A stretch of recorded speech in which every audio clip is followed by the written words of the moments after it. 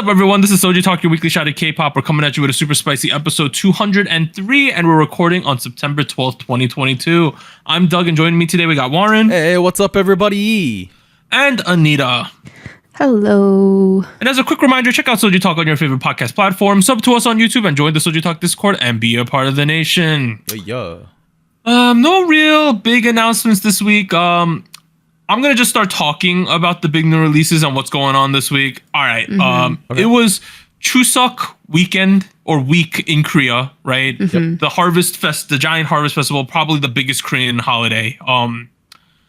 Basically, that means none of the big acts released music, right? That's essentially what it means. So what we did was, y'all know we took like a really long break during August. Yeah. We decided to put a lot of those songs back up to potentially be covered, and we also included the songs that did come out this week, and then we let our Patreon supporters, the Gochu Gang, vote on those. They ended up picking 3 songs from the break, so they picked Tempest, Can't Stop Shining, Mamamoo Plus, which is the subunit with Solar and Moonbyul. They released Better featuring Big Naughty, and LOONA Chuu. This one was not on there, but we just decided to add it, and it made it. She released 1.5, which is a remake, but those are the 3 songs we're covering this week. So they're not songs from this week, but there wasn't a lot released, so it is what it is. Otherwise, we'd have nothing to cover, right? Hey, just know next week, I know for a fact that there's Blackpink, NMIXX, and NCT 127 all releasing songs. Ooh, so next week's going to be a banger. But this week, you know, it might be a filler episode, as we say in like the anime world. It might be that. But we're going to try to make it not that by being excited and having some interesting discussions this week. We're going to the beach. That's what we're doing. Yeah, this is the beach episode. So let's just get into it. On Monday, August 29th, Tempest released Can't Stop Shining. They are from Yehua. Debuted this year in 2022. Their only other song is Bad News, with 0 music show wins so far. Okay, let me just be upfront here. Whoever is running this group and making the decisions is doing a very good job. Oh. I think. Ooh. Okay. I agree with that. Both of their 2 songs so far, their debut with Bad News and now Can't Stop Shining, have both been quality rookie boy group songs. And you can't say that about a ton of groups. That's true. Yeah. I think both songs have been above average, which is a great sign for the group so far. I think Yehua knows what they're doing. I still think Yehua might be buying views on the music video, but That's okay. that's all okay. right. They do that every time. But overall, the music on a musical sense, I think they got something going here. The Very song is boppy. fun. The main word I think that I would describe the song with is clean. This is a very clean song. Refreshing. Okay. Yeah. There's not a lot of extravagance. It's very simple. The music video is also clean. They show a lot of dance sequences, a lot of good components and good decisions. It's what I really like about this is that it's kind of consistent with what they released beforehand. And Yes. Yes. the argument could be made that this is just a classic boy group standard kind of thing, you know, a cross between disco, synth pop, electro, you know. Other groups have done this too, right? But like what I like about it is that they're being consistent with it in a market where boy groups are kind of like, they're kind of all over the place. Everyone's kind of doing their own thing a little bit. So, you know, for the most part, I really like the cohesiveness. I really like that they've chosen the path and that they're going with it. And for the most part, this path is kind of working well. A little generic, maybe, yeah. But like, Yeah, I could see that. as I being could the- overlook that a little bit. You know what I'm saying? Yeah. Anita? I think I prefer this over the other one. Oh. Over the first one. Okay. Just simply because I feel like the progression of energy I thought was very nice. I think once the first chorus hit, everything afterwards felt like, oh yes, this is the energy we're gonna continue with, and it made sense. Also, I think vocally it suited their voices really, really well. Particularly Hyuk, I want to say, and Hanbin. His name is Bro, yeah. I Oh, wow. think. Okay. My boy why I looked that Hanbin up. is killing it. You remember how he was Yeah. just a scared little boy on Island, and he was always on the bad I mean, the team? show was scary. He was always on the bad team, and he always looked depressed the entire time. Oh no. But now He's not he's a good shining, dude. He's shining bright like a diamond. Ooh. Yeah, I thought it was. Yeah, I think I feel like I am consistently getting to know like who's who, and it makes sense. And I feel like it's a good thing, like progressively knowing like, oh, this is vocalist, this is rapper, this is the choreo part. Like I think that makes sense to me, and it feels like a very natural progression. I feel like this is a incline. Like we're going up.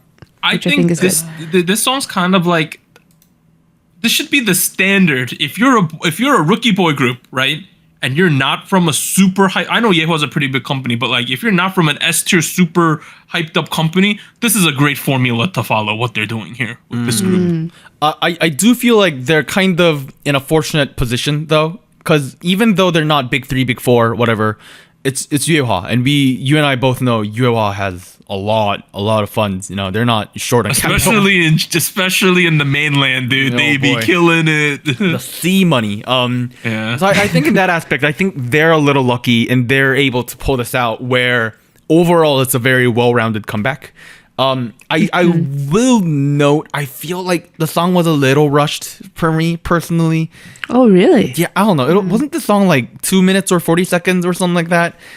Like the whole actual song, yeah, it might be. Yeah, the whole build up into the first chorus was just, I don't know, I felt like it was a little rushed. Whereas the first chorus, I feel like could have hit a little better if the time spent building up to it was a little more, you know, if we took more time with it, I think it could have worked better. But at this point, I mean, the song, I think, you know, sold itself pretty well. So yeah, I like Tempest. You know, they're one of the groups I look forward for them to come back to.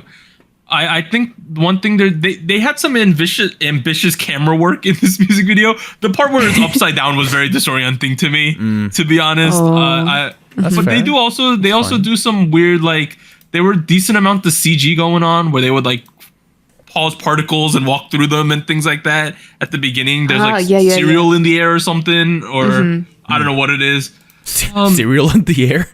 Dude, there's like milk. I swear to God, I think it might be milk. It's like flower petals, isn't it? Not cereal. No, it's Fruity Pebbles, isn't it? There's both that and the. Warren, at 39 seconds, there's a green Fruity Pebble on the screen. Swear to God.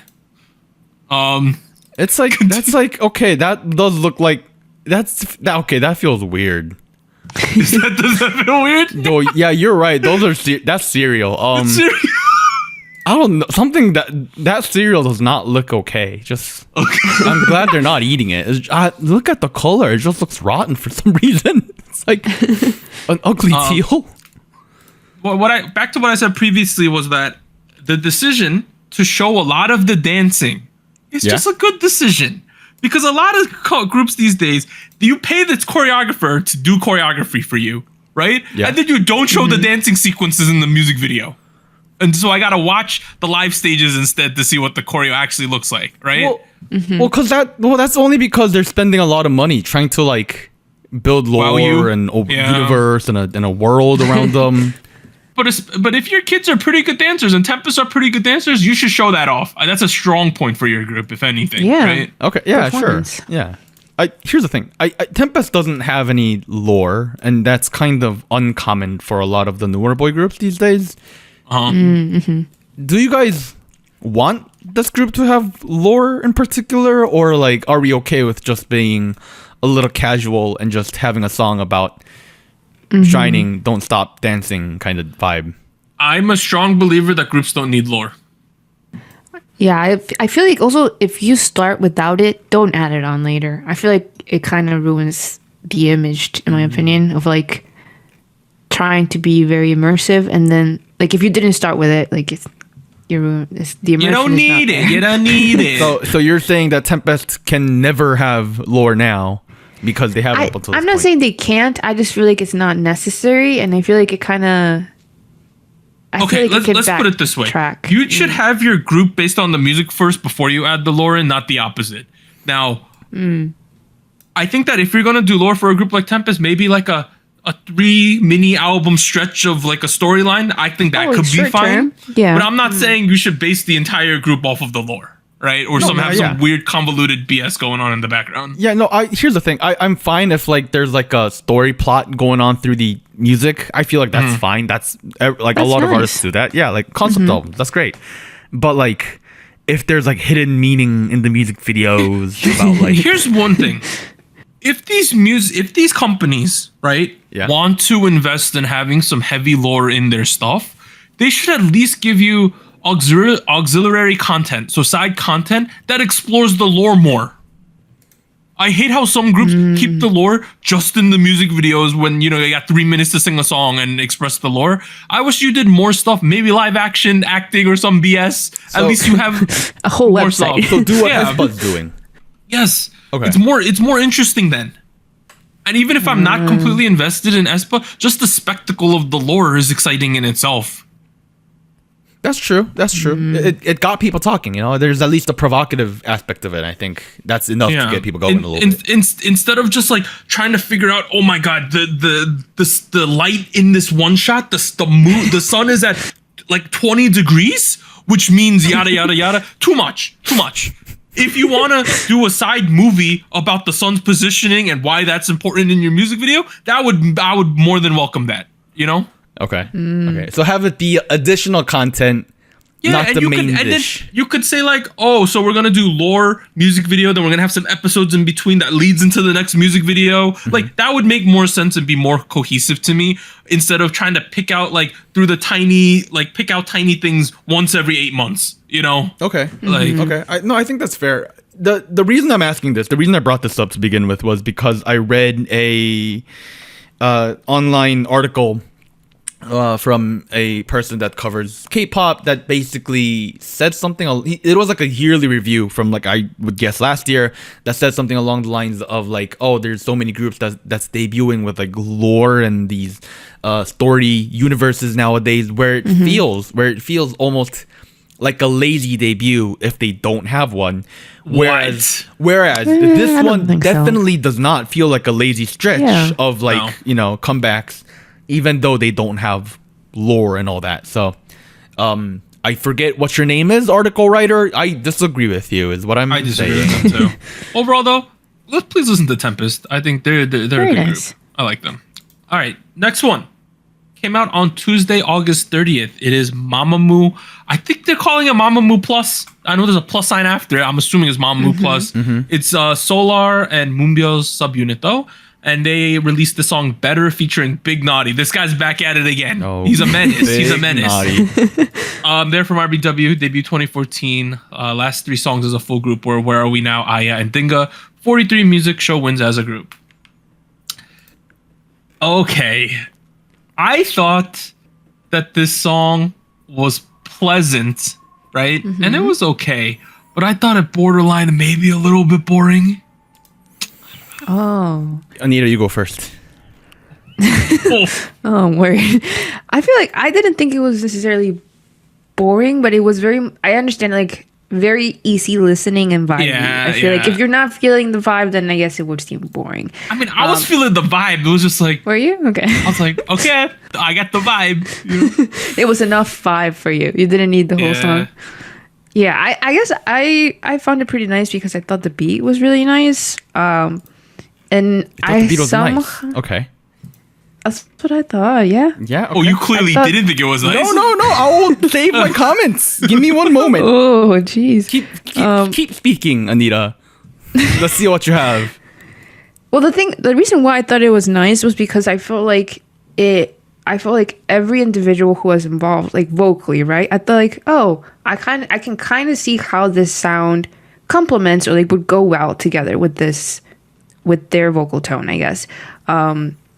So I don't know. I guess that was a comparison that I made with the feature with Big Naughty because I thought like, oh, this kind of feels more along his personal sound, I guess, than in the previous Yuji song, which was a little different in vibe as well. Let's start with Big Naughty because you ended with Big Naughty. I do think Sure. Big Naughty did really well in this track in particular. If anything, I feel like he was definitely the highlight. And I really liked his verse. I liked what he added onto the chorus. I think that was really nice. He, as far as I understand, looking at the credits, he wrote his own part. I think that makes sense. Which would also explain the way I feel about the rest of the track, which feels like just one lazy phoning it in kind of project from the 2 folks called One Way and Raven. Not sure who these guys are. Raven seems to have a wiki page on his own here. Oh, Raven of One Us. Oh God, am I? Oh, I didn't know. I just clicked on it on the wiki. Okay. I see. Here's the thing. This is my genre that I listen to on a daily basis for the past decade or so. Okay. PB hip hop, modern R&B, whatever you want to call it, trap R&B, whatever you want to call it, pop R&B, whatever you want to call it. And to be it does two things for me. The beat does two things. One half of it feels a little dated, the other half feels a little lazy. And I say that because there's just not a lot of things going on. There's not a lot of attention to detail. A lot of these instrumentations are simple loops that just kind of loop over and over that's again. True. Right.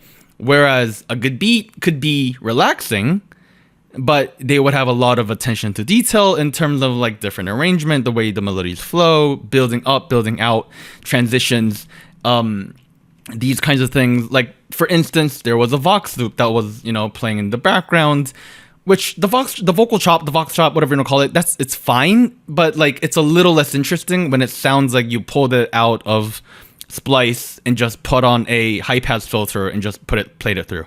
This is not going to be interesting enough because we've done that for 10 years now. Whereas, there's just too many tracks that do that at this given point. The melody in particular, I just don't think does a lot to highlight the two people's vocal tones really well enough, especially because Solar and Moonbyul have very different vocal tones. Moonbyul in particular having a very lower, huskier range and a vocal tone. And I felt like there's a lot of things they could have done to kind of complement each other, whereas they put Moonbyul in a very similar register as Solar in a lot of the parts. And I was like, why do that? There was one part where they did it, and I liked that part because I think Solar takes the higher line and Moonbyul sends into the lower register. I thought that was really nice. So I agree. I feel like they could have done it more. Right. And to be quite frank, having the two members sing on top of each other, one lower, one higher, that's just like the very most basic thing you can do when you're talking about arranging a set of top lines. And that's why I was questioning why Big Naughty's here in the first place. The two members should be enough. Like we know these guys are talented people. For the most part, I haven't really we've over time and time again, we've said they're like very talented people. All of the Mamamoo members are, not limited to these two. And it really felt like, especially the first verse felt like it was just lazily written generically for this kind of genre, which is, you know what? It's fine. It's fine. But like at the end of the day, the end result for me also is kind of like just fine. It's okay. Not sure why I'd listen to this over, I don't know, like something from Crush or J Park or PH1 or Junie or Big Naughty himself or Geary. The list goes on.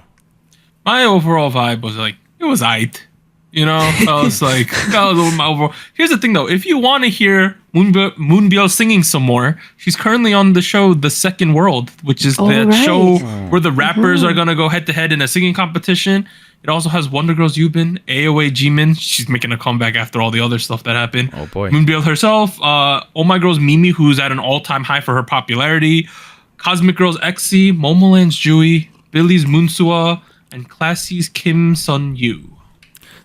Are they supposed to have like sub names on this show? Like, I'm looking at their like marketing page and it says Jui the Sun, Moonbyul the Emperor.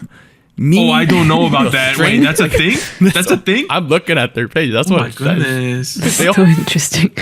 Mimi is the strength, apparently. Oh yeah, Moonsua's the magician. Oh god. It's like the magician. You know what? The magician is one of the better ones. Do you want to be the magician or do you want to be judgment? Oh wait, no, the magician was the song she sang. Never mind. I'm sorry. Is that the song they're singing? No. Only the one I mentioned was the magician. Oh. Only Moonsua, she sang the magician. I'm on a different article here. Okay, I see what you mean now. Okay, yeah. Anyways, overall, I mean, if you like this kind of song, I think it'll work. But honestly, I'm not. Yeah, really I just sold. thought it was okay. I didn't think it was anything too crazy. I just like having more Mamamoo content. I hope we could get more going forward. You know. I mean, apparently this is supposed to kick things off for this unit. So Oh, okay. who knows? So this is a set thing. Yeah, they gave it a whole name, right? They're calling this They did. Mamamoo Plus. You know, like Yep. they have a whole dedicated logo. If you look it up, that's a whole thing. Yeah, maybe We'll an see EP, then. a full-length album. Who knows? Who knows? All right. Let's move to the final song this week. It came out on Sunday, September 4th. It is Chuu from LOONA with 1.5. She's from Blackberry Creative. Debuted 2017. Her last, I have the two last solo things she did. Not really a solo, but she sang a song Lullaby with B.I. Oh. And then her last solo song was that one they had before LOONA's actual debut, Heart Attack. Great song. That was really good. That was good. It's a good song. And LOONA as a group has 4 music show wins so far. And this is a remake of Tutu's 1.5, which was originally released in great song. 1994. Great song. Yep. How do y'all feel about this Chuu remix?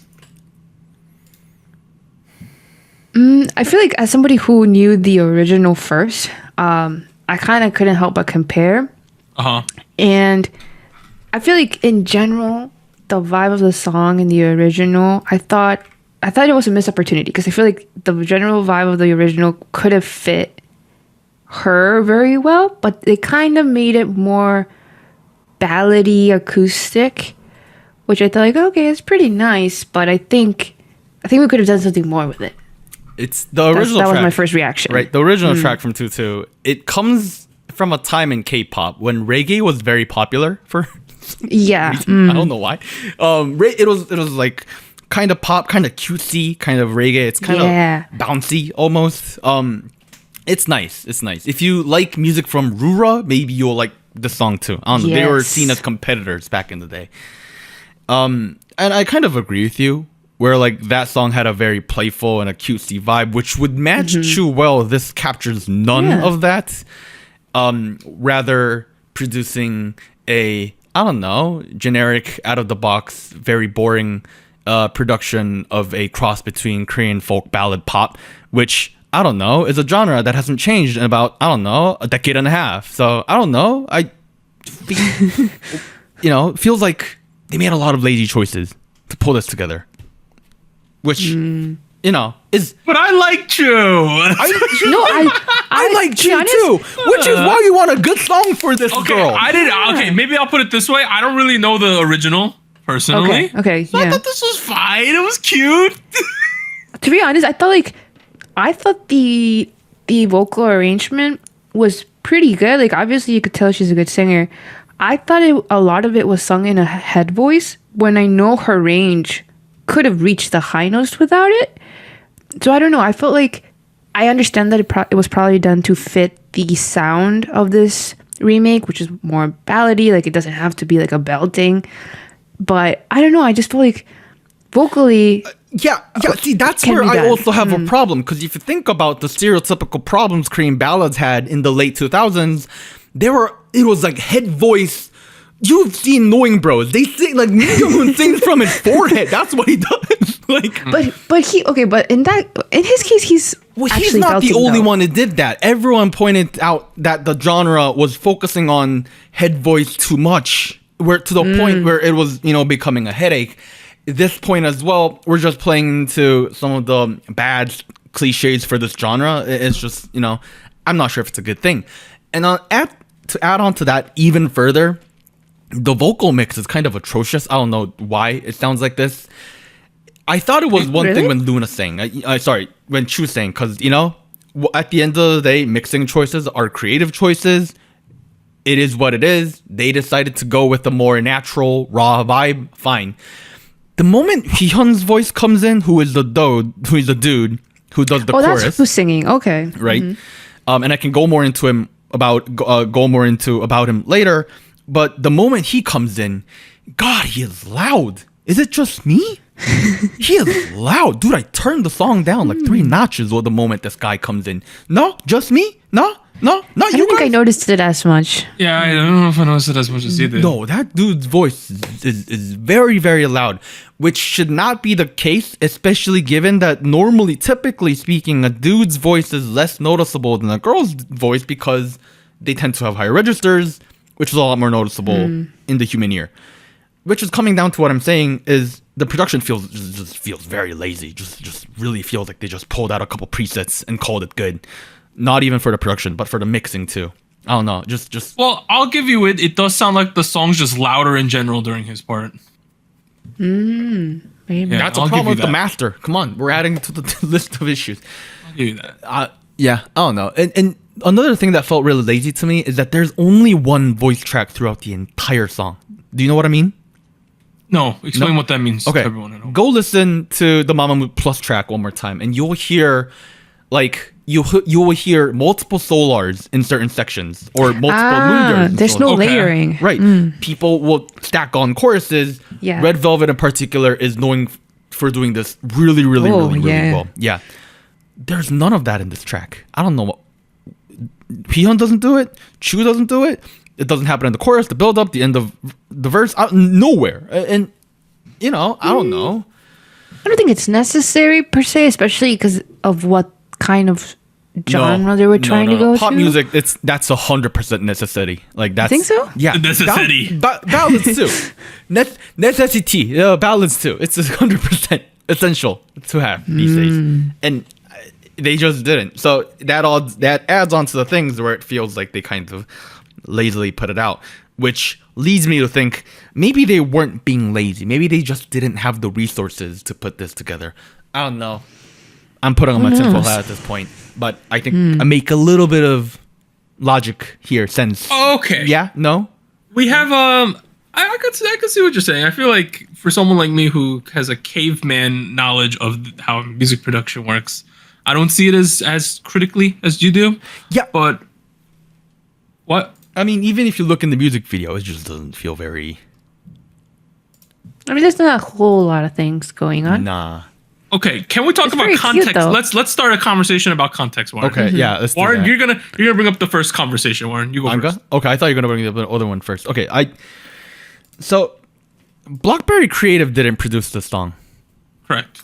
They didn't direct anything. They didn't put out any marketing info about it. You go look up LOONA's official Instagram. There's nothing about this track, or this comeback, or whatever this is.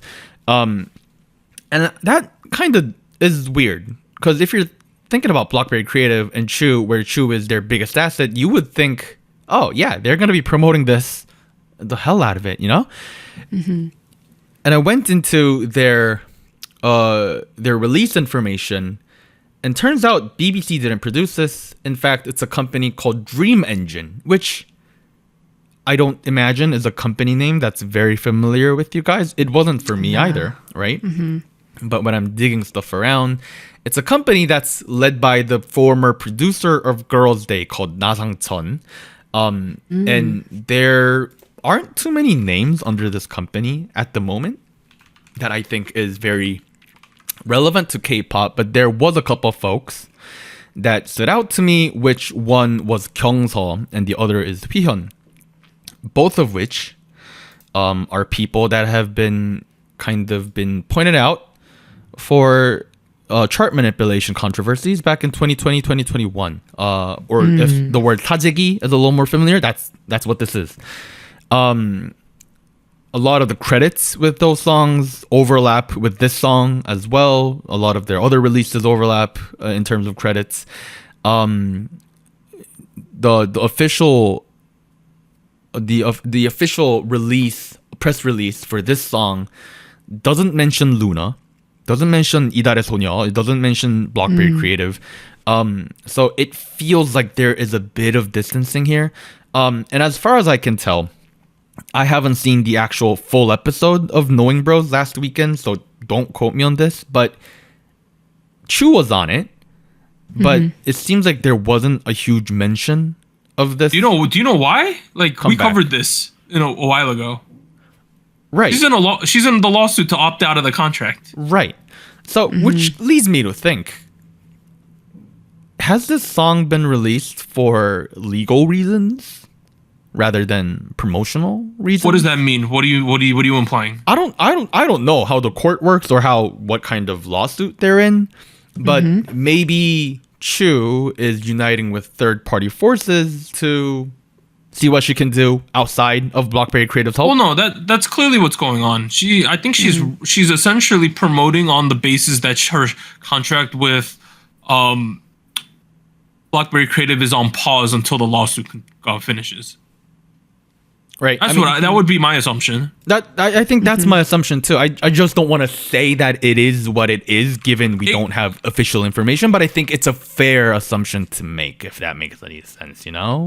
Yeah, there hasn't been too much since that lawsuit, or the thing is, it was like half confirmed too. It's like one of the most like hard to tell what's going on type things in the industry right now.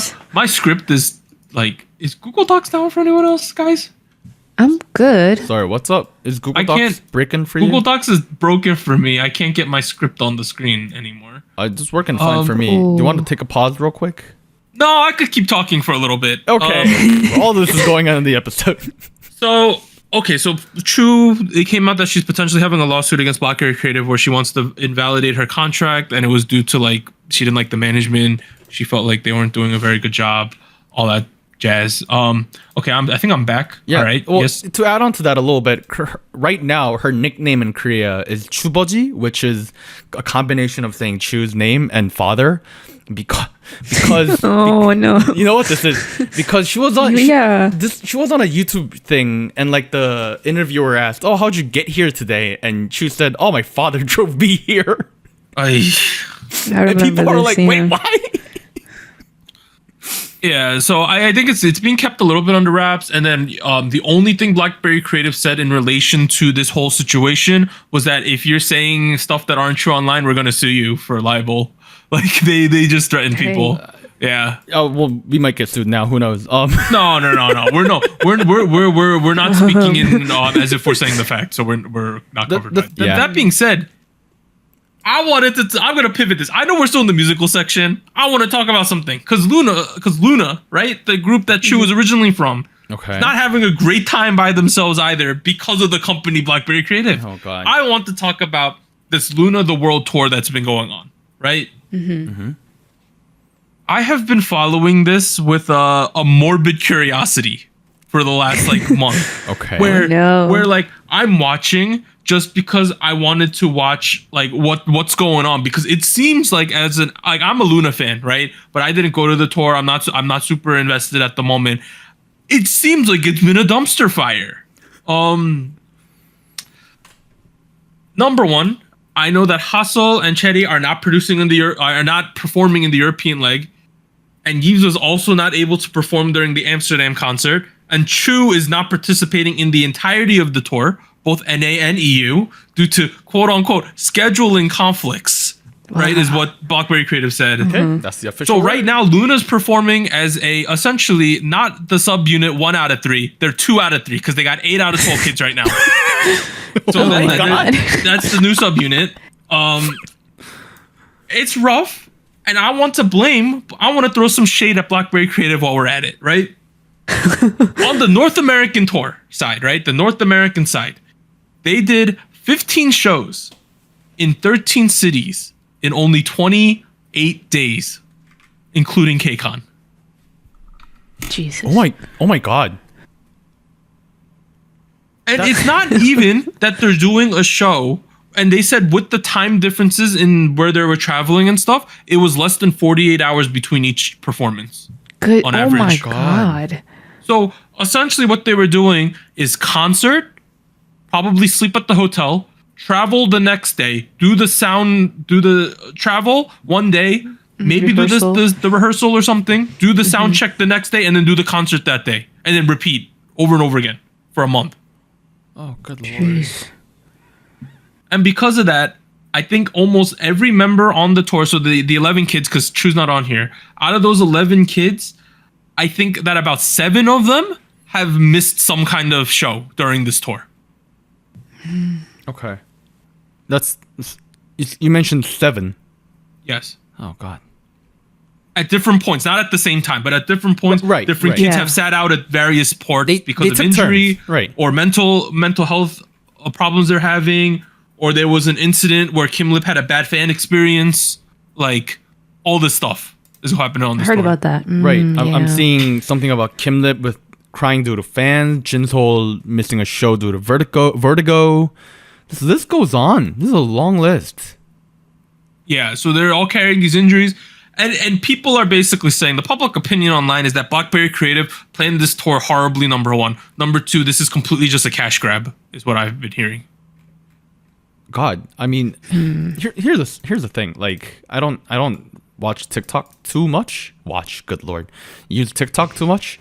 But like, every time I go on, I keep seeing something about like LOONA, the world tour being like a survival show or like Survival show. yeah, like ooh, who's No, the yeah, no, laughter making? that's what people are saying online. Right. Yeah. It was like Lord of the Flies, apparently. You know, like So, for the last instance, person on one standing. stretch of the tour, they performed in New York on the 19th, right? 19th. Then they flew to KCON LA to perform on the 21st. Then they flew to Atlanta to perform on the 23rd. Oh, God. Then they did Dallas and Houston on the 25th and the 26th. And then they went to Mexico City right after that. Jesus. This just went all over the country. So within like 9 days, they hit New York, LA, Atlanta, Dallas, Houston, and Mexico City. And at the Mexico City stop, you have to remember that Mexico City is like a mile above sea level, and they were going from Houston, which is under the sea level. So they had altitude sickness, some of the kids. No wonder they get sick. Wow. No wonder. Also, I mean, like Washington D.C. to New York to Atlanta, I can kind of see, but like shoe pegging in L.A. on the 22nd, really? I understand this KCON, but really, was that a good idea?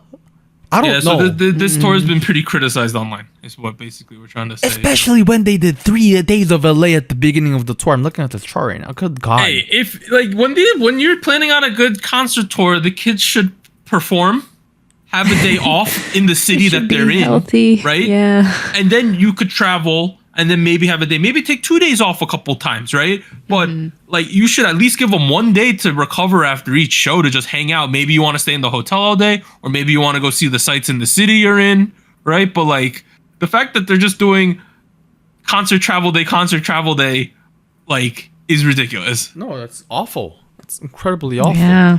That's just here's the thing, right? Like, let's say they get out of this, they're almost done at this point. Let's say they get out of this, half of them there, half of them sick. Even the kids who are still around, they're gonna need time to recover. Like, I'm not All of expecting- them. Yeah. I saw a lot of people. I saw that in the comments where people saying like they're this tired and injured because of this tour. How are we supposed to get another comeback by the end of the year? That's not happening. Are you kidding? No. No. You gotta throw that away. You gotta rest. They're resting for the rest of the year. You kidding? Yeah. So I just wanted to mention that because I think BlackBerry's doing a really bad job with this tour. I mean, And at least I hope they're making a lot of money. You know, like. I looked. I saw. There's a Twitter page called Touring Data, which examines tour data and ticket sales and stuff like that. Okay. They're essentially pulling in. So this is the reported numbers from the first 6 shows of the tour, right? Out of the 19 from the North American leg, right? So this is the first 6 stops. They're pulling in revenue of $200K per stop. So this is just ticket revenue. This doesn't include merchandise or things like that. But what the data is pointing that is that this is not a ridiculously profitable tour at the moment either. I'm sorry, 200,000 per show. Yeah, but you also have to add in things like merchandise sales on top of that. But I mean, in terms of the actual tickets, it's $200K in terms of the gate. here's the thing: it's revenue. This isn't profit. No, because they have to rent the building, they have to fly everyone, room everyone, feed everyone, all Right. that stuff. Think about the cost of the entire staff, like traveling, Clean hotel, up. right? Like Yeah. laundry, like that's the whole thing. 200,000, dude. Like a software engineer at a Big Five, like a FANG company, is gonna make more than that at a senior level. Yeah, but they're doing it that's a terrible comparison. Okay, that's a whole year of work versus 1 day of a concert. Yes, that is true, but that is a bad analogy. This is a terrible analogy, Yeah. dude. Yeah, basically, it's not the most basic. What we're basically trying to say is that Blackberry's been planning this tour pretty badly. The kids are pretty injured. It's not like they're pulling in a ridiculous amount of money to justify the terrible tour schedule. And it seems like Blackberry's just having issues overall, because going back to the original thing, it seems like Chuu wants to opt out of the contract because she feels like they're doing a terrible job. So all of this is combined. Overall, Blackberry doesn't look very good. And it seems like Blackberry needs LOONA, though, because they're the main thing that's bringing the money. So all of that is combined into this. Are there any other artists under Blackberry Creative other than? I don't think so. I don't want to. God. I don't think. I'm gonna go on their website. Oh, it's only Sunye, the Oh, she's there. Wonder Girls member. Oh. Yeah. Sunye. Yeah. What is she doing here? Okay. Did she retire? Is she back? She was. I don't know if she still is, but she was in a show, right? She was in the Mamamoo show. Idol? Yeah, where the mothers became idols. She was on that one. Okay. I mean, here's the thing. Like, Blackberry Creative is a part of Polaris Entertainment, which, as far as I understand, they had a whole bunch of folks that left in the last couple years as well. I don't. It's messy. It's a bit of a mess over here. This is kind of alarming. Maybe a bigger company can buy them out. Hey, no. There was rumors that Isuman wanted to buy it a while ago, but you also have to remember that last year or a year before that, we covered that they were in some kind of lawsuit too. Remember, because they borrowed money or something. Oh, from that long time ago, from the Japanese thing. Back in the day. Japanese app company or telecommunications. Donut or something. It was called Donut. I vaguely remember Blackberry's now. not a good look. Although we like LOONA and we wish LOONA the best of luck, it seems like the company's a shit company. So I don't know what you do. So I guess we just wanted to talk about LOONA, and we want to talk about Chuu, and we want to talk about Blackberry. So it kind of happened in the music section, but hey, let us know what you think. Here's the thing. Yeah. To wrap it back up into 1.5, if Chuu does go to being a solo artist, please don't do this kind of music with these kind of folks, Chuu. Oh, she can do so much more. You can do so much more. She is worth so much in the variety scene. Please don't join Dream Engine. Please go join like an actual company that's like not doing anything wild. We'll see. Yeah. If that is what is coming here, that's just what I'm worried about because she's talented. Okay. Other releases. These are only the ones that came out this week. Were B2B, Chansup released Surrender, Busters released Broken Clock, Kangta the OG released Eyes on You, Craxy released 2 songs, Requiem and Survive, and then Jackson released Blue. I think there's an argument to be made that Jackson's not K-pop anymore, but that's a whole other discussion. I think Jackson's a person who got famous through K-pop, but I wouldn't say his music is really typical of K-pop these days, right? Yeah, I mean, people can switch genres. I'm not sure if I would. For sure. And number one, as a music listener, you're not pigeonholed into liking just K-pop. That's true. That's true. All right. Spice King segment where we're going to decide which song reigns supreme. Last week on episode 202, we got the double Hall of Spice entries with Ives After Like and Twice's Talk That Talk because of the format we had that week. Yeah. And then Rocket Punch's Flash came in 3rd place. New candidates are the 3 songs we covered this week. Tempest, Can't Stop Shining, Mamamoo Plus, Moonbyul, and Solar releasing Better. And Choose 1.5 are the candidates. All right. You gotta put Rocket Punch Flash in first. There we go. You got it. You got it. There we go. You gotta. Mamma mia. Hey. 2nd place. You gotta put Tempest, Can't Stop Shining. Huh? I think you have to. And in 3rd place, I'm gonna bring back Billy's Ring My Bell. I'm gonna put it in 3rd. Because I think it is better than the other songs we covered this week. So I am putting Billy's Ring My Bell in 3rd. So that is my chart this week. Anita, don't let me down. Oh. Don't let me down, Anita. She put Tempest in first, didn't you? Anita. Is it Tempest, Anita? Correct. Whoa! but fear not. Yes. 2nd place, I have Rocket Punch. Yes, I mean, to be honest, I feel like I wanted to give it first for Tempest, at least for this week, because I do feel like it was a really good release. I'm really glad we got to cover it, even though it's been a couple days. So yeah. Yeah, we Number still 2. weren't able to cover The Boys or Want Us, which is surprising, but they lost in the Yeah. voting. Yeah, I mean, you lose some, you win some. Third place, though, it has fallen. It was higher up last week, but Forever SNC One? Yeah, Forever Oh One. my goodness. Still a good song. Still a good song.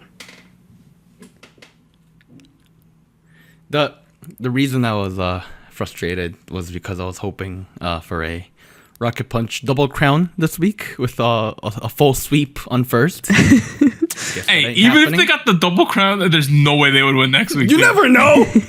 Actually, those 3 groups, they've been hit or miss lately. Yeah, you don't know. It's NMIX, NCT, and Blackpink. We've been very mixed on some of the recent releases. Anyways, I think it's fairly obvious which song I have on first. It's Yes. Flash by Rocket Punch, not X1 for all of you people in the Discord and the Twitch chat saying it's X1. Yo, Therese keeps saying it's next one. Good lord. Rocket Punch. No, Rocket Punch went first with Flash. It's a great song. It all around very well built. Can't complain. Second place, I'm giving it to Ring My Bell by Billy. Ooh, okay. And then third, I'm high. putting Can't Stop Shining by Tempest. And let me group those together into explaining why. I do appreciate that Ring My Bell did a lot of things to kind of break out of the typical K-pop sound. Whether it did an amazing job or like a bit of a lackluster job, I don't know. I'm gonna leave that up to you, especially because this is my specific genre of interest per se. But for the most part, outcome result wise, I liked it. I found myself going back to it over and over again, a lot more than Ring by Ring or Ring X Ring, and then the Kingaminga song. So, not gonna lie, I dig that. Which, on the other hand, brings me to Can't Stop Shining by Tempest, which is, I think, it's a great song. But now at this point, where I know that they're really good at doing this QC, clean, fresh feeling boy group sound, I kind of need a little bit of spice. Whether it be, Okay. there's the Tempest magic is a little not there for me at the moment. They're good. I just Hopeful. yeah. I'm hopeful. I'm hoping for a stronger identity as musicians, and that You need that Yehua MSG? Sure, I will take the Yuehua MSG. I will take your Okay. Laogan Ma. I will take that if you give it to me. Oh, Lagoma. Ooh, okay. All right, Go Chuu Gang. Hey, Rocket Punch, Flash, first place, 29 points from Go Chuu Gang. They know what's up. Ooh. Second place was a tie Oh, between Tempest Can't Stop Shining and Billy Ring My Bell. And then if we kept going, we don't give points for this, but they had Forever One with 13th place, There we go. Mamamoo Plus with 12 points, Chuu with 10. So that's how they kind of did it. Hey, but that means Rocket Punch, Flash, first place with 18 points. Woohoo. We got Tempest with Can't Stop Shining in second place with 12 points. And we have Billy with 7 points. Ring My Bell is in third place. That is Nice. the Soju chart for this week. Let's Let's go. go. let's go. All right. Finally, we're at show winners. I need to hit us with them. Yes, we got 2. IVE with Afterlike. They won on the show champion and music bank. So we have a total of 7 wins so far. Very great song. Nice. And then we have Blackpink with Pink Venom. They also won an M Countdown. So they have a total of 4 wins. The Congrats. amazing thing about IVE, Yeah. they have 30 music show wins so far. It's gonna go up. I guess. Isn't Yep. that insane? Man. They got It's gonna 30. keep going up. So for reference, I'll name some groups here. Eyes 1, 26. Kara, Wow. Tiara, both at 25. Winner, 23. Monsta X, 22. The first one you mentioned, Eyes One at 26. That really puts things into perspective. Yeah. Yeah. Right off the Yeah, bat. they are also tied at 30 with Taeyeon, VIX, NCT Dream, G-Dragon, and now IVE all have 30. G-Dragon. Wow. Those are big names. Someone, Yeah, dude. well, someone in the comments on YouTube, I forget the person's name or where this video is, but in the comments they said a big part of why IVE is so successful is probably because Eyes One fans, Wiz One's pushing them really hard. I think it's a little bigger than that now, honestly. I mean, maybe I would have Yeah. agreed with this person a week ago, but now knowing that, they're approaching 30 with 26 from Eyes One, after a year and a half of Yeah. promotion. I Or saw 2 that years and a half. comment too. I didn't 100%. I agreed with it to a certain extent, but I want to pull up a metric here. Okay, so IZ*ONE's number one song Fiesta placed third in Korea at one point. Okay. And then Secret Story of the Swan placed sixth, but everything else was in the teens or 20. So IZ*ONE fandom can be super strong, but that's not going to catapult them into first place. No, I think if anything, maybe that was the seed, and this is the actual plant. I'll agree with that. Yeah, for sure. All right. That ends part one. SojuTalk episode 203. We'll be back after a short break. 3, 2, 1.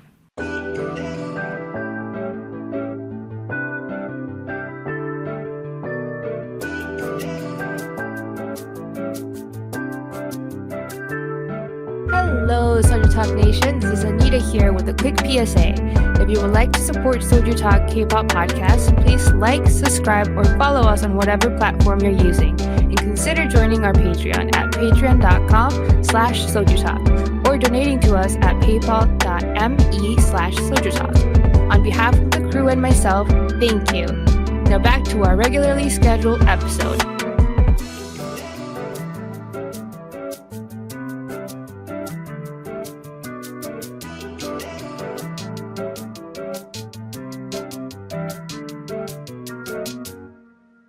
Hey, we're back at it with part two of SojuTalk episode 203. Let's talk about some news and events from last week. I don't know why I did that, but the first thing is Red Velvet Seulgi. This came out I think right after we recorded, right when we were recording. So she's going to be making her solo debut with an album in October, and it's going to be called 28 Reasons. Ooh. Okay. That's exciting. That's exciting. Yes. Solo stuff. Oh wow. Super hype about that. Seulgi, I think, is an extremely talented person in K-pop. Yes. She's like an S-tier Definitely. talent in multiple facets of the game. She's great. I'm super excited for that. Right? It is. Yes. I'm happy. Yeah. I'm glad it's happening. Yeah. I mean, don't get me wrong. I enjoyed the fact that she got a unit thing with Irene, but That was low-key fire, though. that was fire. But at the same time, Seulgi alone, I'm not complaining. All right. Next one. EXID. We Are. We Are. Will be returning on September 29th for the release of their 10th anniversary single album X. Ooh. That's so interesting. That's been a minute, right? Yeah. I don't know. That's could be kinda very crazy, nice. right? Yeah. I'm pretty excited about that. I also heard that I think Daya's releasing a new song. Yes. Oh, Wow. it's been a minute. On the 15th? Is that what it is? Yeah, so I heard they're releasing a song. I think it's on the... I don't know exactly when. Is it the 15th? I might be wrong here. But they're releasing a song at some point. But I heard that today came out that Chaeyeon, who's the main member of Daya, she suffered a concussion with fractures to her clavicle while filming a drama. Oh no. Oh my god. So I know she had a streak of not appearing in their songs, but this time it's actually a really good reason Oh for it. no, I hope she's better. Yeah. No. That sounds like a serious injury. Yeah. Yeah. I like Daya. I was always a big Daya fan though, more than the average person. I really like that group. It looks like they are coming back on the 14th, which would be tomorrow if you're listening on the day of release of this episode. Yeah, Wow. maybe. Yeah. So Daya and EXID. Those are shouts from the past. And then finally, today on September 9th, I've scored their first perfect all kill with Afterlike. So perfect all kill Nice. is the top version. It means you charted number one on all the real-time charts of Melon, Genie, Flow, Bugs, iChart. You went number one on all the daily charts of Melon, Genie, Vibe, and Bugs. Number one on the weekly charts of YouTube and iChart. It's much more difficult now because you need to be number one on YouTube as well. Wow. So not only do you need to have great success within Korea because those are the domestic charts, but now you also need to win YouTube, which is the international game. So you need to be number one on all of them. So you gotta be the general public's favorite. You've gotta be the fandom favorite, and you've gotta be international and Korean favorite. You need longevity because this takes over a week now. Right. The Right. process. Because you Just gotta, gotta on the be a weekly lot of charts. things. Yeah. Yeah, so this is the fourth perfect all kill of 2022. The other ones were Taeyeon INVU, G-Idol Tomboy, Big Bang Still Life, and now IVE with Afterlike. Wow. Big names. These are This list. These are Oh. all songs of the year material, right? Yeah. Yeah. Especially the last three. I know Taeyeon song was very good, but I never realized it was that hype. Like I always thought I loved it because I'm a huge Taeyeon fan, but it seems like everyone else did too. And then G-Idol Tomboy and After Like are probably the two biggest things the two Yeah. most viral songs of the year. And then Big Bang Still Life was one of the biggest events of the year. Yeah. And then I'm gonna assume that the Blackpink song coming out next week might be the next one on this list. If I had to We'll guess. see. There's a chance. I hope so. Don't fluff it up, Teddy. So that's all the news. You know, it's Chuseok weekend, not too much happened. So in terms of songs coming out next week, though, we have Kim Jae-jung. You know, that's one of Anita's Been a favorites. minute. He's yes. releasing a song on Tuesday. We got Pentagon and Wakey Makey Yoojung is having a solo debut Oh, wow. Solo. Wednesday. That's gonna be fun.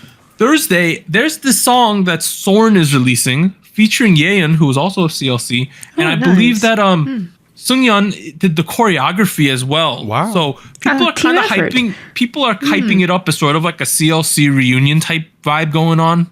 So that's what's happening there.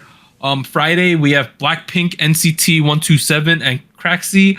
On Saturday we have Kang Daniel, and on Monday we have NMIX, Maka Maka, and Rocking Doll. NMIX, Blackpink, NCT 127. Wow, all in 1 week. And Maka Stacked. Maka too? Can you believe that? Can you believe it? We're gonna piss off so many people next week. It seems. Let's hope No, not. really. Let's hope No, not. really, right? That's what Let's it hope we feels all like. get along. Here's the thing. I'm so curious about these. Blackpink, obviously, we are always curious about, especially the follow up. The teaser sounds good, but I don't want to controversial fall. song. I don't want to like. What does the teaser sound like? I haven't heard it yet. I don't know what sounds Neither have I. good. That's the. What genre is this? Is it different? Is it Is it upbeat different or is than- it like hype? It's upbeat. It seems more Is like it a trap music? traditional. It feels to me more like a traditional Blackpink song. So like kind of like okay. Duru Kill This Love kind of vibe. Yeah, you can look it up online though. It's there. I can't. I'm recording the show right now. Dog. Yeah. Oh, I'm sorry, but wait. Did I fall for it and I actually just listened to like a fake teaser? Oh. Oh, I might have. You know how they do that Oh nowadays? no. Oh, dog. no, Let me go God. under YouTube. Let me go under YouTube and make sure. Oh, I got think I you. did. Oh, you fell for it. Oh, no, dog. no. I got bamboozled. Oh man, someone got you right there. Oh, Well, yeah, I got bamboozled. Well, I guess we still got hope. We still know. here's the thing. Yeah, Based no. on these image teasers for a song called Shut Down, I'm very much getting party music vibes, as in like Lovesick Girls kind of vibe. Or like as if it's your last kind Damn of it, vibe. I got bamboozled by one of the fan channels. God. Oh, wait. NCT and what? Sorry, I'm sorry. I went and saw the press release. Apparently, it's gonna sample Paganini's La Campanella. Like the Sounded like a lot of words there that I did not understand. classical music called La Campanella Okay. by Paganini. Is this going to be like Red Velvet? I don't know. Who see. knows? I'm guessing Yeah. it might be like IVE, if anything, with the Additionally, sample. we had the NCT 127. We've been very hit or miss. We either really love the song or we haven't liked it too much lately. And then we finally got Shug. Sorry, look at the moving eye, Watch out, blah, blah, blah. bro. Okay, as dumpster fiery as that song might be, it's memorable. It is very It memorable. is. Popcorn and zero Coke. Sorry. I hope we get another blatant PPL. Like maybe the whole song takes place in a subway or Oh. something. That would be nice, It's a part of a actually. K-drama. Yeah, so that's all the K-pop we have this week. We do have so we're gonna take a break, right? We're gonna end the show and then we're gonna come back for after hours. We had some essentially, I don't know if it was direct fan mail, but we got a DM, right? With a bit of a take. We're gonna talk about it in the after hours, so we'll be then. We'll see you guys right after the break. Bye everyone. 3. Wait, why am I counting down? Bye. Do I normally count down? Bye. Bye-bye. Special shoutouts to our Fiesta patrons: Bagel, Based, Mina, Brian, Shadow, Cotton Ball, Delmonic, Ellie, Genki Boy, Goku Mama, Jacob. Liam's Games and Toys, Luke Daniels. And Jay Parks. Tier. Thank you for joining SojuTalk. And special thanks to our Discord server mods, Jacob, K-Music Nerd, Koala, Mafiar, Max, No Bias Luna, Tuggles, and Wolf297.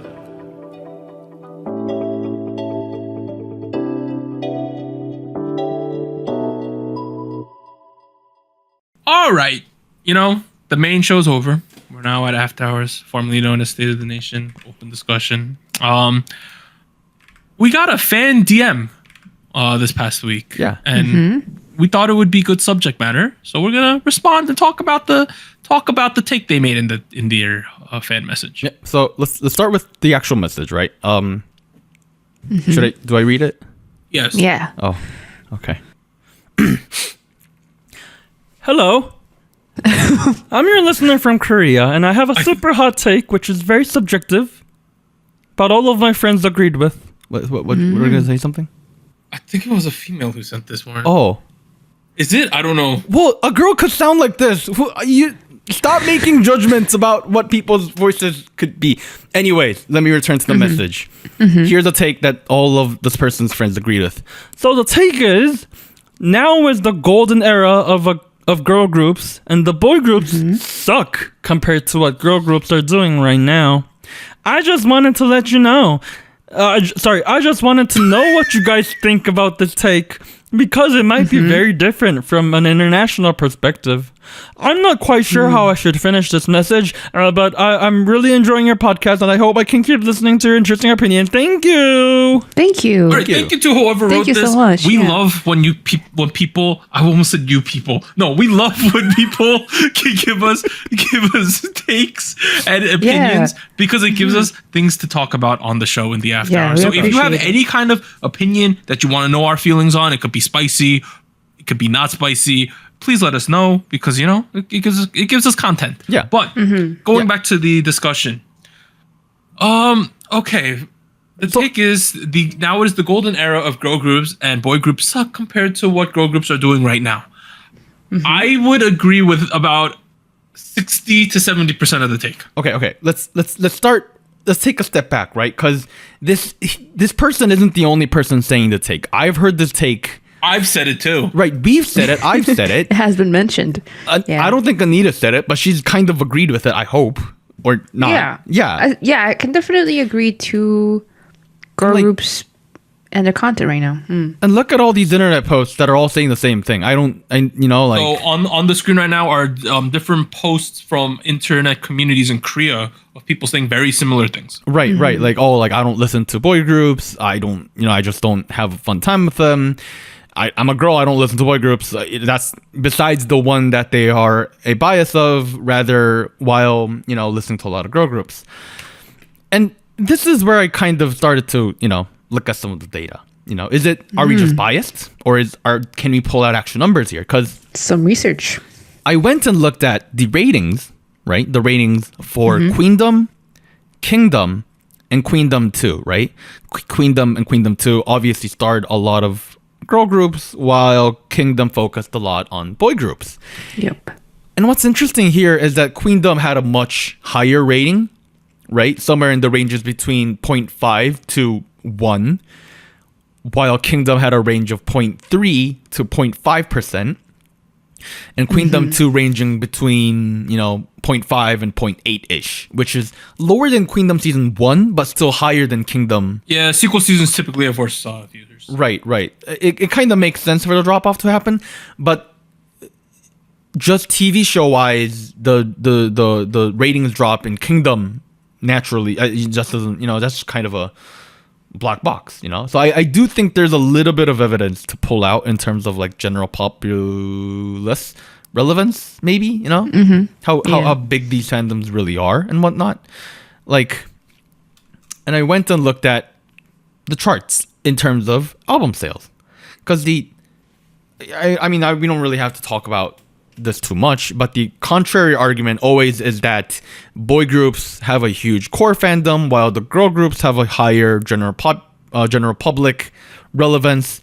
General public is less likely to buy albums. Boy group fans are more likely to buy albums because they're composed of hardcore fans, stans, by whatever, you get the idea, right? And that kind of explains these number differences where BTS has 4 albums, all of which sold over 3 million. Sorry, is that 3 million?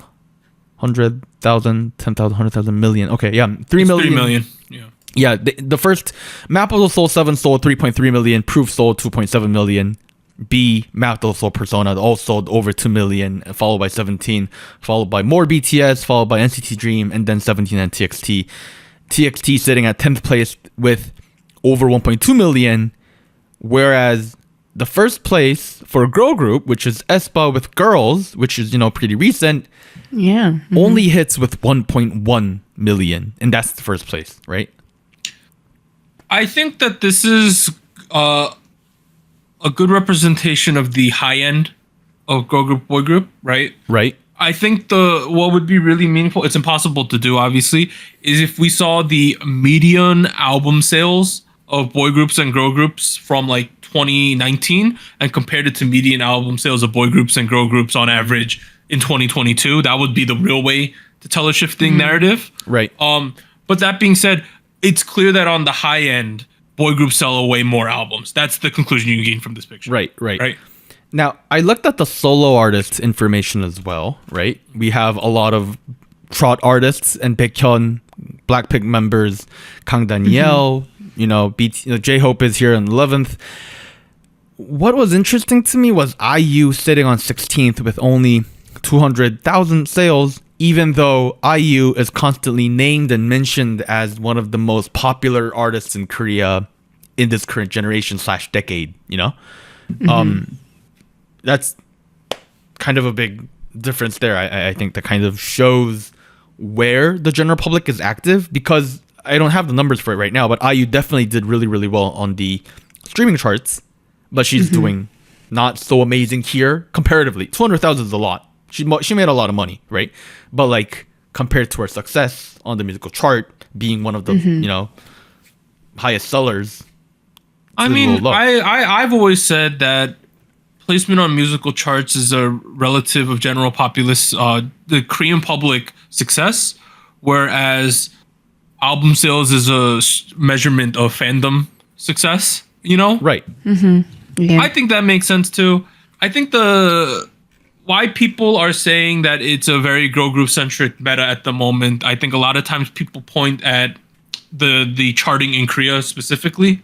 Now, I would say so if we look at iChart, which is, I always mention it, but iChart is basically a metric that measures the success of songs across all of the major domestic Korean platforms. So that's what it is. Yeah. But they've now added YouTube, which is the interesting outlier, because YouTube is a measure of international success more than anything. I do want to hit a pause on that real quick, because it looks like they're using YouTube Music, which YouTube Music does have a dedicated chart for Korea. It does? Okay. Okay. I'm not sure if it's referring to like the trending chart of YouTube in particular. Yeah. All right. Well, either way, it's more of a metric for general population in Korea. That is right. Yes, that is true. Yes. So if you look at the chart right now, if you look at acts that you would consider K-pop, I think the first group for guys that shows up is like ONEUS or TEMPEST in like the 20s. Because I know that there's like Psy on here, who's at 16th, but I think the actual, and Im Young-un's on here. But if you look at actual boy groups, it's 22nd place with ONEUS. Yep. So above that, and above Psy and Im Young-un, who I wouldn't really consider them pure standard K-pop, it's pretty much all girl groups from there going upwards. Yep. Yeah. Surfm, Twice, Nayeon, IVE, aespa, G-Idol, WSG Wannabe, ITZY, New Jeans, Girls' Generation, Blackpink, that kind of deal. So that's a lot of the basis of this argument that it's girl groups on top right now. I would say specifically, I would break down the take to say I agree with the take in Korea, 100%. right? I agree with that take. But I don't agree with the point at the end that's saying that boy groups are releasing bad music.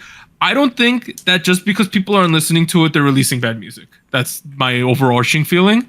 But what I will say is I would agree that in Korea, definitely golden era of girl groups. I would say internationally though, I would say yes, girl groups are doing extremely well, but boy groups still have bigger fandoms, right?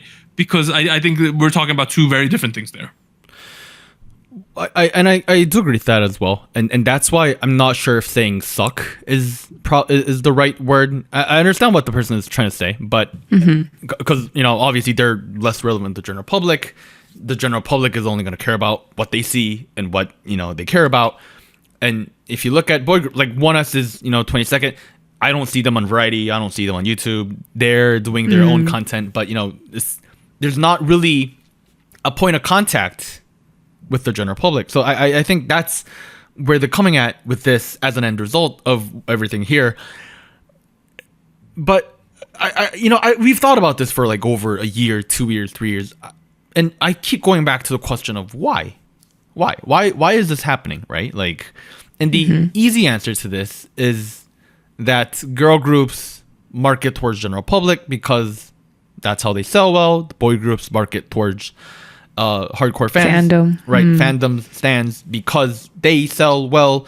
But like it feels very extreme at the moment. Whereas if you look a couple years previously to what we have right now, like EXO sure doesn't. I'm gonna use EXO as an example. EXO didn't have a huge male fandom or general public fandom per se, but they had a lot of relevance and they still had a lot of hits that like everyone knows, like Growl or Call Me Baby. Big Bang is obviously a huge example in that field. And I was even thinking about Beast and Infinite, who everyone knew who those people are, even though you might not be a Beast or Infinite fan. Whereas boy groups nowadays, even the most major ones, I have a little bit of concern saying that it's still the case.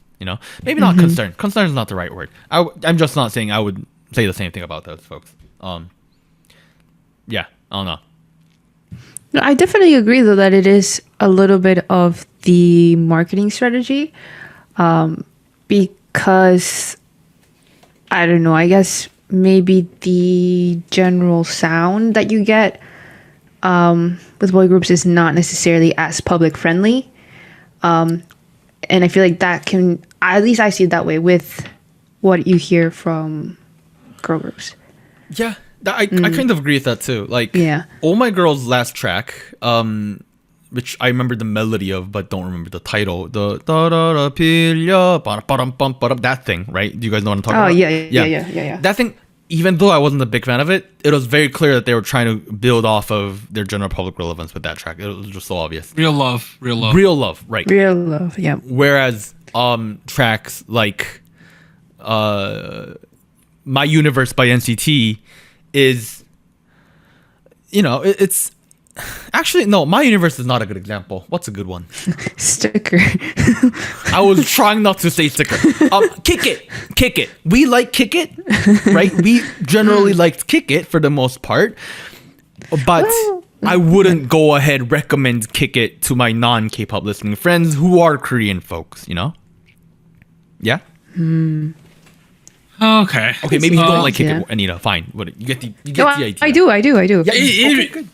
So it really comes down to, right? What it really comes down to is what I think. This is just my opinion. Okay. Females are more likely to palette female artists while liking male artists, or males are not willing to do the same, where males are willing to only palette female artists. I think that's the crux of all of this. I think that's partially Like who true. you're willing to support. Yeah. I think that's I think, and I agree with what you said, that previously a lot of the male concepts were more like masculine in the day. Like a Big Bang group was a pure hip hop group, right? Boy groups back in the day, a lot of people point that the concepts have shifted so much now, right? Where they were a lot more accessible to males back in the day, boy group concepts in particular. And I think that does play a lot into it nowadays. Yeah, no, I with so many people saying the same thing, it's kind of difficult to argue because like people have said that Big Bang did market towards dudes and it worked in their favor, and that generally is apparently not the case. And it really does kind of feel like that nowadays, where like I look at a lot of boy groups and I'm thinking like, yeah, like maybe maybe the target demographic is not me. I'm not the target demographic, which is fine as long as they sell things. But speaking of selling, boy groups are selling a lot of albums, right? Yep. Right. Yep. But album sales are primarily outside of Korea sales. This is true. They're mostly US and China. Right. And this is a concern I've like kind of voiced a couple years ago at this point. They continue to rise, and I feel the vibe I get with some of these comebacks is that the industry as a whole doesn't have the infrastructure to support this amount of interest and funds flowing into it.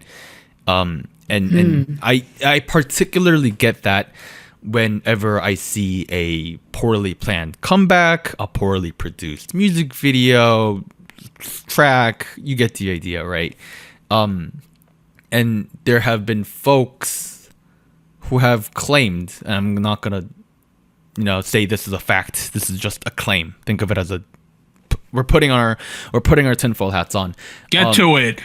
That's boy group fans more and more and more in Korea in particular are buying more and more albums, which is boosting the album sales, not particularly that the fandom itself is growing to match. So what you're saying is that more albums are being sold per fan. Yes. Apparently, there's a group of people who believe this is the case. I have not dug into this I can see that. evidence too much to say if this is true or not. To be fair, when IZ*ONE releasing 3 versions, I was buying all 3 versions of the album. Not only that, a big part of running a boy group nowadays is running these fan sign events, these fan meet events. Oh, yeah. Right? 100%. Yeah. In order to go to those, you got to buy albums, which gives you a chance to go to those fan lottery signs. thing. Right. And because those seats are limited, competition keeps going up and up and up, and therefore you're buying more and more albums to get a higher chance. Everyone does the same thing. More competition, more sales. You get the I'm idea. assuming that the girl group management also does something similar, though, right? Because they also have those type of events. As far as I can tell, girl groups have way less fan sign events, and it's a lot easier to get into them because there's less people buying the albums to begin with. Yeah, I see. I do feel though that Western male K-pop fans, like you're entitled to like what you like, right? But I feel that the attitudes of male K-pop fans in the West towards boy groups is not that great. Like they won't even. I feel like sometimes people won't even give it a chance. To be very fair. Yeah. Are you included in that? I'm kind of included in that too. Like if we didn't do this podcast, if we didn't do this podcast, the only folks that I would check out is probably BTS, 17, NCT. Maybe throw a couple more folks. CIX, because I like their stuff a while back. Who knows? I could probably know a couple more. I'm not saying that I would check out Tempest, for example, if we didn't do the show. I'll be honest. Like, what I mean? Like, I think that's, I mean, I'm not having a horrible time. I'm not like torturing myself to watch these videos. And I'm still having fun. It's just I probably wouldn't have to begin Initial interest is not there. Right. That initial interest. Yes. I see. Yeah. And I think a part of it is, yes, because of my personal taste. A part of it, I think it'll also because of who they are targeting in terms of marketing. Yeah, but I still even feel like you're more open-minded than some people. No, I'm a lot more open-minded. I know I'm way more open-minded than most folks. Because I know for a fact if I talk to my IRL friends who are like light to medium or even heavy K-pop fans, like the only boy groups they could mention is like 17, EXO, BTS. Top tiers, yeah. Right. Like they're not gonna know who Tempest. I'm sorry for all the Tempest fans. I keep picking on Tempest right now, but they just wouldn't. While they would know, all of the smaller groups that we typically would consider B or C tier groups, like For girl groups? right.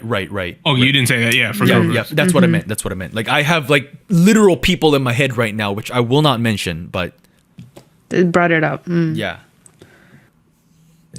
I see. Yeah, I don't know. It's just Going back to the take, golden era for girl groups, I would say, yeah, sure. I would say it's an interesting topic because I think the numbers don't lie. Where general public in Korea is really into girl groups at the moment, whereas the fandom strength of boy groups has never been stronger, and that's why we're seeing record-breaking album sales. But at the same time, girl groups are breaking album sales as well. But it's just that the overall magnitude of the album sales is still extremely favorable towards boy groups. right. I definitely feel like the industry is scaling, and that's why we're seeing a rise of album sales in all sides. Yeah, but the gap is not that. The gap is still massive. Yeah. between- And I also think a part of it is because girl groups. The part of the reason I think this take comes out so often from a lot of folks, this person included, is that girl groups the last couple of years didn't really do well with the general public. No. Nah. It's also It's refreshing. It's also right now there are so many high tier girl groups in the mix. That's quality what stuff, it is. yeah. Like it also has to do with the fact that the amount of girl group releases we're getting from groups that are considered relatively high tier, like Twice, Red Velvet, Blackpink. ITZY's releasing stuff all the time, and then you have all the rookie groups, Stacy, NMIX. You just got New Jeans if you like girl groups. Like there's just a lot to consume if you're a girl group fan. But for guy group fans, it seems like we got the groups releasing stuff, but it just feels like at the top is very limited in terms of if you like certain groups, like obviously BTS, and it also has to do with the fact that BTS is taking the musical break, that type of thing at the moment. Quote unquote, yeah. That's also happening, and you have to think EXO is kind of like objectively they're past the peak. Big Bang only released the one song, so at the moment 17's the main flag carrier, and you got NCT, those, and then after that you got like TXT, and those are like and Stray Kids, those are and ATs, those are I just keep adding one, but those like five are like the super relevant ones, but outside of that, there's a gigantic gap between the next grouping. Right, where you I think the boys is somewhat close, but then after that there's a big fall off, right? Whereas girl groups, you got to go through about 15 girl groups before you see the same kind of big jump off, you know. I could see that, yeah. Let me- So I think that's a lot of what it is. All right. Yeah, I don't have the information to pull it up, but yes, yeah, you think you're generally correct. One kind of add on to what I mentioned earlier. On the screen right now, I'm scrolling through the Mamamoo wiki page of yearly top 10 charts for only Melon, and Melon is the chart platform with the highest market share, so I feel like there's a little bit of credibility there. In 2016, we had Twice with Cheer Up, and then G-Friend with Rough, and then Twice Uahage as girl groups on the top 10. And then no girl groups in 2017. 2018, we had Icon on first, Momoland on fifth, and then Blackpink on sixth. And then 2019, we have BTS with Boy With Love on fourth. Taeyeon, I guess, with 4 seasons on eighth. 2020, we have two IUs, and then BTS with Boy With Love again on 9th, and then Red Velvet of Psycho on 10th.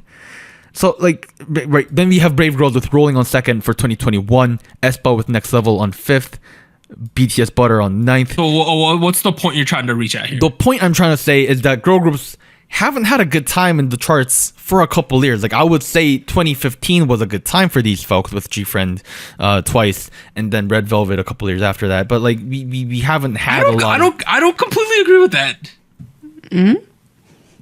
I think that girl groups have been doing relatively okay, because if you look at the stuff you're looking at relative to boy groups, it's about the same. Other than BTS, how many boy groups did I mention? No, that's what I'm saying. I'm saying that what I'm saying is that BTS still counts as a boy group, though. You know what I mean?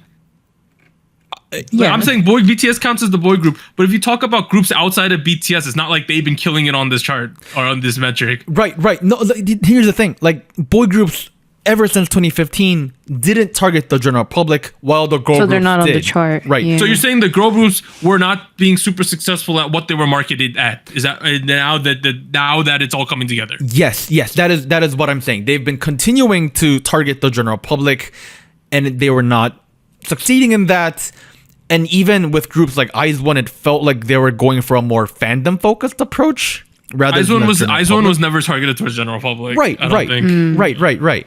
And that worked so much in their favor, where like by the end of the IZ*ONE run, I was saying over and over again in the podcast that like a broken clock, that girl groups are going to shift towards a fandom focused marketing model, and that 2022 is clearly not the case. It is shifted the other way completely, if anything. So I don't know what I'm trying to say. There's just 2022 special is what I'm saying. It is the golden era. They broke through. They broke through. Everyone's making a lot of money. That's good.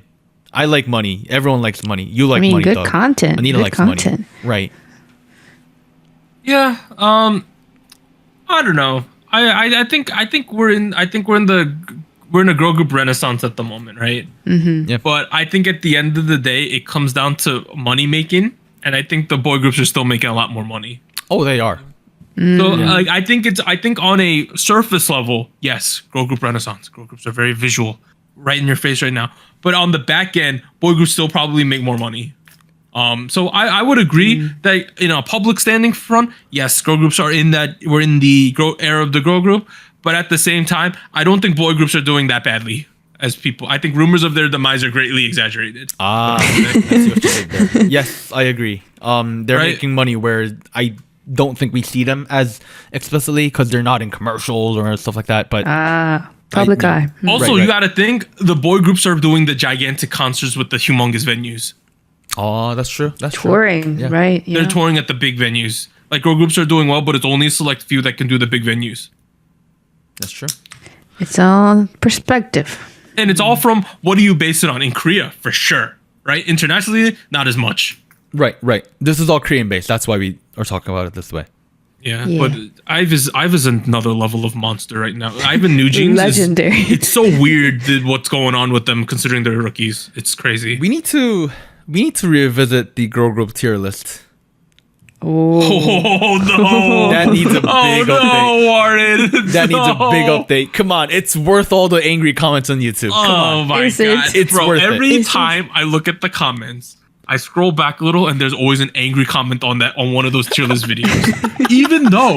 even though I spend 5 minutes explaining the metrics we used and the methodology of what we did, And all opinion based. and it's all opinion based.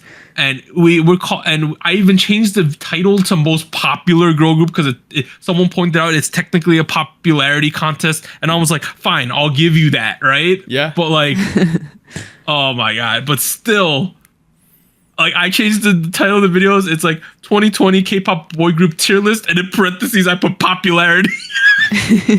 But people still are so angry about that. That was the most angry anyone's ever been at us, is when we do those tier list videos.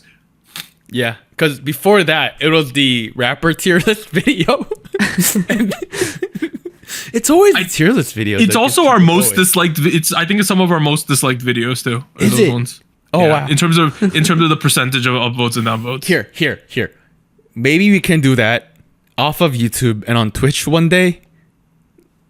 Just, so that there's... We can limit the angry comments to the Twitch chat instead of YouTube comments. I don't know. We'll see. If we do that, you'll have to... We'll tell you guys, but you'll have to follow our socials to know. Yeah, and like, our data was pretty good too. I kind of agreed with the list, but people were like, y'all are crazy. I'm like, I don't think we're crazy. I think you crazy. But like, God, people were so angry about these tier lists. Well, and they were all angry because Maka didn't make A tier. And, I'm sorry. All right. I think they're only just S tier instead. So I don't know what to tell you. Just... And we even have on the screen, based on 135 survey responses. Oh my god. Nah, they decided not to read, apparently. It's okay. that things like that happen. It's a part of the great. Hey, Community I'd be willing to do it at the end of an episode, but not a dedicated video. No, Like, we're I'm doing it willing- on stream. We're doing it on stream. Like, I'd be willing to do that. Yeah, I'm okay with that. Yeah, you Like, want? I can make. I would be willing to do it on a stream and make some hot takes because I think certain groups should be in certain. Okay, yeah. Let's do it on a stream at a certain point. Anita, if you can't be there, we'll get your opinion through chat or something. I don't know. I could do girl group. I don't know how well I can do boy group though. Yeah, this kind of goes back to the whole point of this donation, but yes, I kind of agree. Like the mid tier boy groups is a muddled mess for me. Like I couldn't tell you, is Gravity bigger than CIX or is Golden Child bigger than like One Us? I couldn't tell you.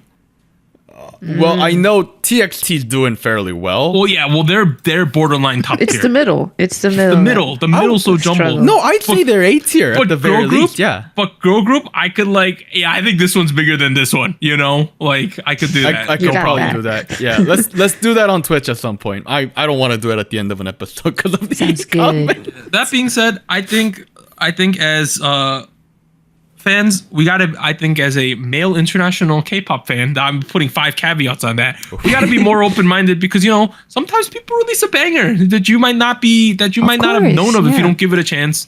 I also want to say, at the end of the day, I'm very happy for all groups in K-pop because everyone's making extremely good amounts of money right now, and I think this is we keep saying where's the peak gonna be? We're at one of the peaks right now. Is it gonna keep going up though? We'll have to see. We are definitely in a K-pop peak at the moment. Overall though, please support all groups and don't just be open-minded about many things in life. Okay. We're good? We're good. We're good. All right. This has been SojuTalk Weekly Shot of K-pop. I am Doug. I'd like to thank Warren and Anita for joining this week. I don't think I spoke English there, for joining us this week. Next week, NMIX, Blackpink, and NCT 127. It's going to be an absolute dumpster fire. We're going to get so many hate comments. It's going to be fantastic. No, it's gonna be. We'll okay. see you guys then, everyone. Bye. Bye. Bye.